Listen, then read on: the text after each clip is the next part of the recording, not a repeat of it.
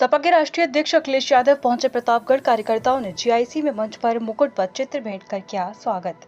सपा प्रत्याशी doctor SP Singh Patel के समर्थन में हुआ जनसभा। राष्ट्रीय अध्यक्ष अखिलेश यादव का बयान, चुनाव का मौसम अब बदलता जा रहा है।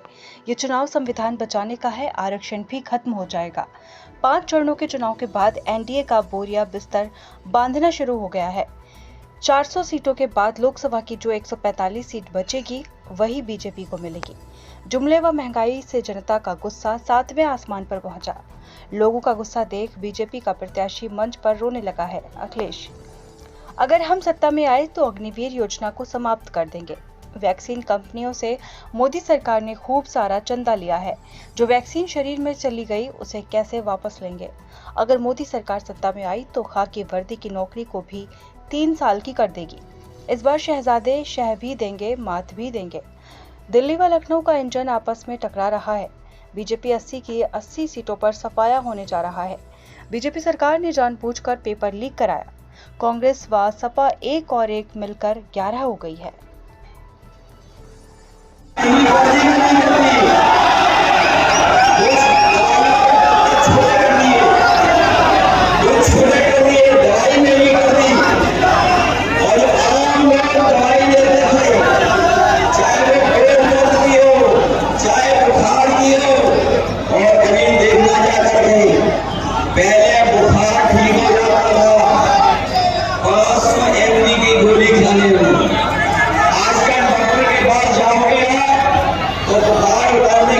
हमारे किसानों की खाद की बोरी से चोरी हो गई।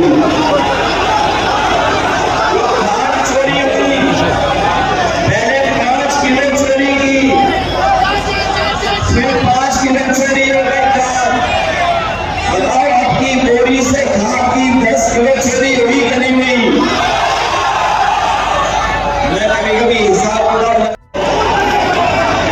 सुनने में आया है कि जनता का गुस्सा देख करके यहाँ के प्रत्याशी का आंख में आंसू निकल रहा है। ये तो अभी जनता की 6ठी इंद्री के बारे में नहीं जान पाए हैं। जो 6th सेंस है जनता का, आप देख लेना। जिस समय चुनाव का वोट पड़ेगा और चुनाव 7वें चरण में पहुंचेगा, जनता का गुस्सा भी 7वें आसमान पर दिखाई देगा। इनके 10 साल में इनकी हर बार झूठी निकली। इनका माना झूठा निकला और जिनमें कुछ समझ में नहीं आता है। जब से कांग्रेस और समाजवादी पार्टी 1 और 1 11 हो गए, तब से दिल्ली और लखनऊ का एक-एक इंजन आपस में टकरा रहा है। जब से कांग्रेस और समाजवादी 1 और 1 11 हो गए हैं, तब से ये जो कहने वाले डबल इंजन दिल्ली और लखनऊ का इंजन आपस में टकरा रहा है। और ये जीरो होने वाले, जीरो होने। अभी तक तो मैं ये सोचता था कि 80 सीट में एक में लड़ाई है, यूपी में। लेकिन अब तो ये लग रहा है कि बीजेपी का 80 में 80 का सफाया होने जा रहा है। सरकार बनेगी, सरकार में वो नौकरियां खाली है 30 लाख, वो नौकरियां तो खरी जाएंगी, नौजवानों को नौकरी नहीं जाएंगी।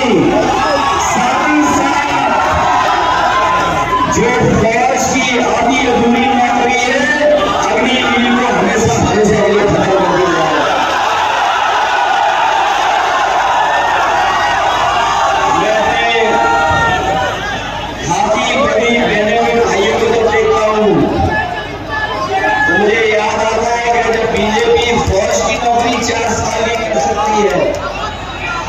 तो अगर ये सत्ता में आ गए तो हमारे खाकी वर्दी पहनने वाले 3 साल की पढ़ेगी।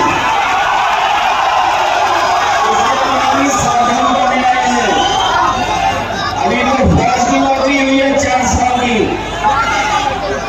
ये बीजेपी वाले दोबारा आ गए तो इनकी खाकी वर्दी पहनने वालों की भी नौकरी 3 साल की हो जाएगी। ये हमारे पत्रकार साथी पूछते हैं कैसे संभव है। मैं उनसे सवाल पूछता हूँ कि बताओ भारतीय जनता पार्टी ने सभी हवाई अड्डे भेज दिए कि नहीं भेज दिए? रेलवे स्टेशन भेज दिए कि नहीं भेज दिए? ट्रेनें भेज दी कि नहीं भेज दी? हवाई जहाज जो सरकारी थे वो भेज दिए कि नहीं भेज दिए? और सरकारी विभागों में आउटसोर्स पर संविदा में नौकरी कर दी कि नहीं कर दी? जब ये सब कुछ कर सकते हैं, अग्निवीर लागू कर सकते हैं, नोटबंदी लागू कर सकते हैं, तो ये भी लागू हो जाएगी। इसलिए भारतीय जनता पार्टी से मैं आपको भी सावधान कर रहा हूं।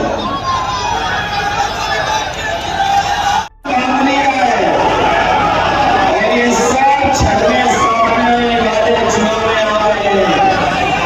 वो जानते हैं दिल्ली में कुछ बचने वाला नहीं है, बदलाव की हवा चल रही है, इसलिए सब सामान बांध लिया है। और जो जनता को धोखा दिए थे, इस बार जनता भी उनसे हिसाब किताब करने जा रही है।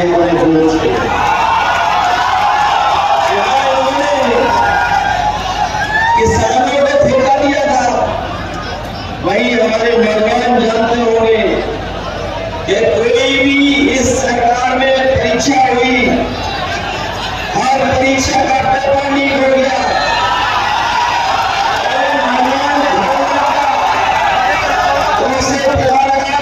परीक्षा रद्द हो गई है और केवल रद्द नहीं हुई है, लगातार इस सरकार ने जानबूझ करके पेपर नहीं कराए और सरकार ने इसलिए पेपर नहीं कराए जिससे नौजवानों को नौकरी न करनी पड़ जाए, रोजगार न करना पड़ जाए।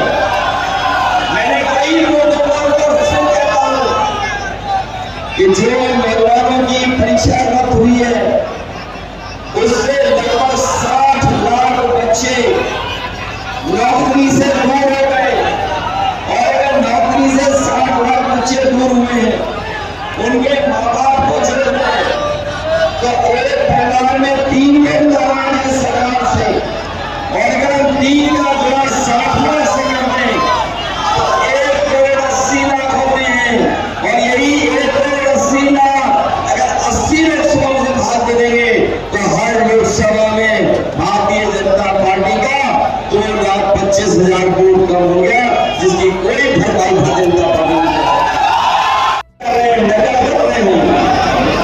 आपको याद होगा जब समाजवादी सरकार थी तो हम लोगों ने इतना बड़ा लैपटॉप दिया था, बहुत से बच्चों को दिया था, उसी की नकल कर करके ये सरकार ने बड़ा नहीं दिया, कितना छोटा कर दिया, इतना छोटा कर दिया और इतना घटिया दिया है कि आप उसमें उंगली घुसने का वो चलता ही नहीं है। आपकी एम्बुलेंस दी थी गरीबों के लिए, गांव में पहुंच करके मदद करे, और अपनी गर्भवती महिलाओं के लिए विशेष एम्बुलेंस दी थी।